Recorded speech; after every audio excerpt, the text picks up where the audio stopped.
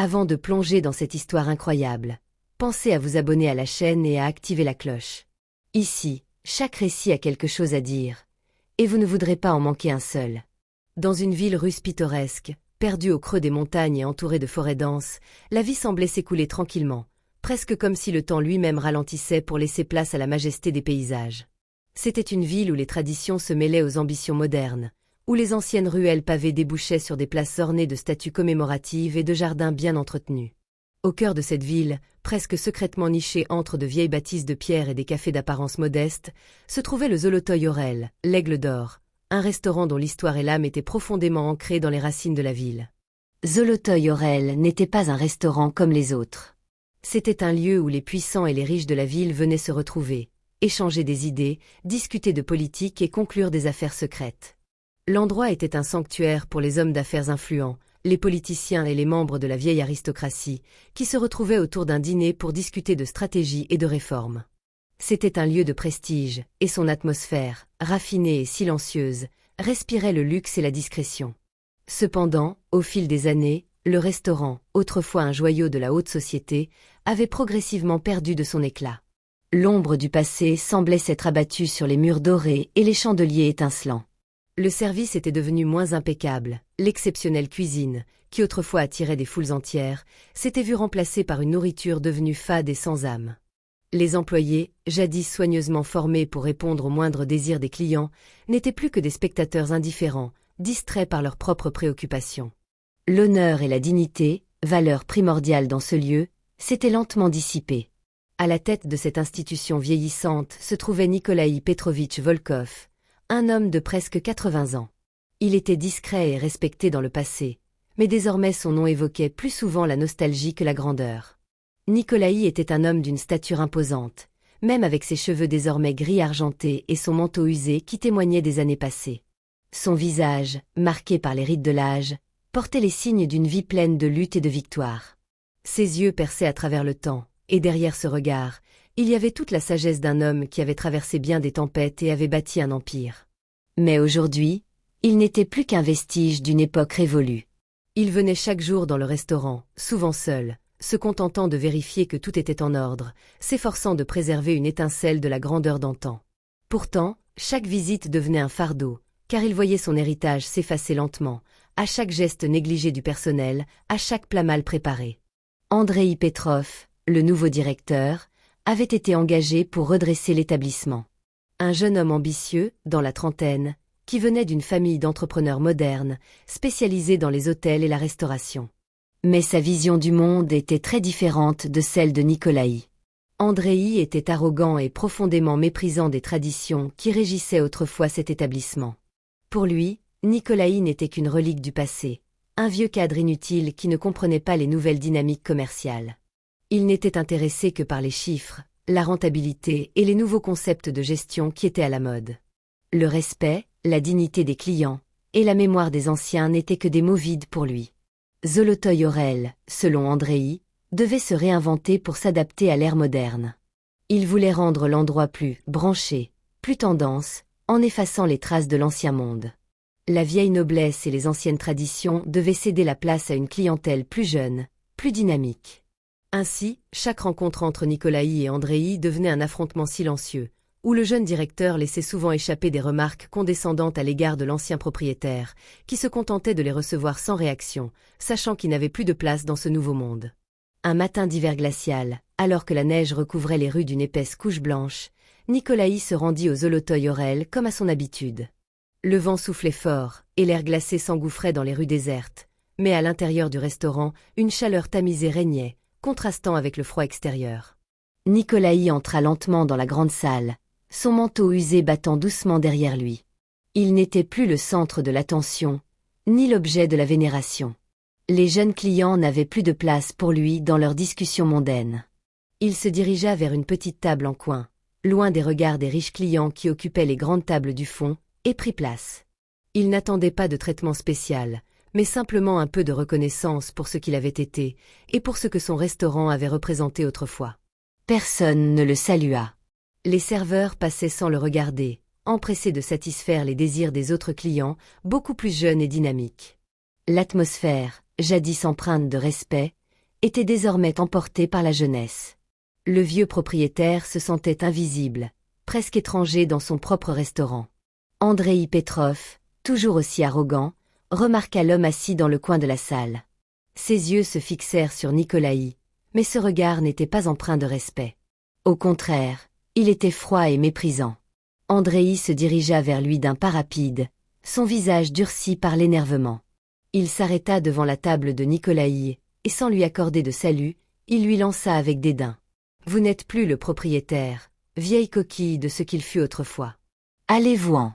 Vous n'êtes plus le bienvenu ici. » Les mots de Andreï Petrov frappèrent Nikolaï comme un coup de poignard dans le cœur. Le vieil homme, bien que choqué, répondit avec calme. « Je suis ici juste pour voir comment vont les affaires, Andreï. Je n'ai pas l'intention de m'impliquer. » Mais Andreï, se sentant humilié par cette réponse posée, enfonça encore plus le clou. « Les affaires, justement. Elles vont bien mieux depuis que vous avez quitté la scène. Ce n'est plus votre place, vieux. Il est temps de vous retirer. » Le silence dans la salle se fit lourd. Les regards furtifs des autres clients se posèrent sur la scène, mais personne n'osa intervenir. Nikolaï baissa les yeux, acceptant l'humiliation sans un mot. Il se leva lentement, son cœur battant fort dans sa poitrine. Chaque pas qu'il fit en quittant la salle était un pas de plus dans l'oubli.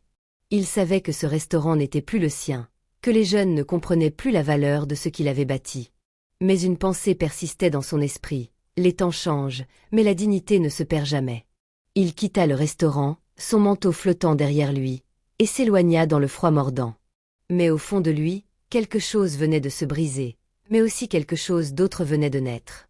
Cette humiliation, bien qu'amère, allait marquer un tournant dans son histoire, et il le savait. Le lendemain, la ville tout entière semblait vibrer d'une énergie nouvelle, une agitation soudaine qui prenait racine dans les rues, les cafés, les bureaux et même les salons privés.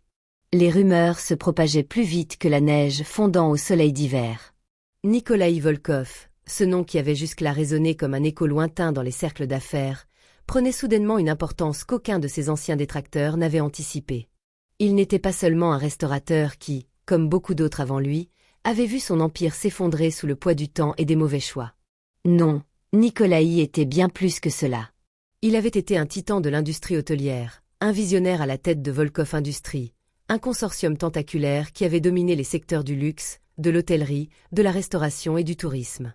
Avec ses hôtels 5 étoiles, ses restaurants raffinés, ses croisières de luxe et ses événements exclusifs, il avait façonné un empire que beaucoup enviaient et redoutaient. Mais l'histoire de Nikolaï Volkov n'était pas celle d'une ascension continue. Après un scandale financier retentissant et une série de décisions d'affaires catastrophiques, il avait dû vendre ses parts et se retirer dans l'ombre, loin des regards médiatiques et des salons dorés. Ses ennemis se réjouissaient de sa chute, croyant que le magnate était un débris du passé, un souvenir d'un monde révolu. Mais ce qu'ils ignoraient, c'était que les fondations de son empire restaient intactes, que ses investissements étaient toujours aussi puissants et que ses actions dans les secteurs du luxe généraient des milliards de roubles chaque année. C'est cette vérité cachée, longtemps dissimulée, qui éclata finalement au grand jour, comme un éclair frappant un ciel d'hiver glacé. Nikolaï Volkov n'était pas seulement un retraité des affaires, il était toujours un investisseur majeur, un homme dont les réseaux d'influence et les investissements stratégiques s'étendaient bien au-delà de ce que beaucoup avaient imaginé. L'Aigle d'Or, ce restaurant de prestige qu'il avait laissé aux mains d'autres pendant des années, n'était en réalité qu'une de ses nombreuses propriétés.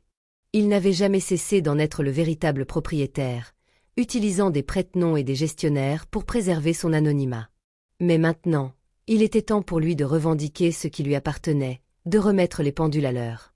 Le lendemain de l'humiliation publique qui avait secoué les fondations de son établissement, une rencontre inattendue eut lieu dans un hôtel de luxe de la ville.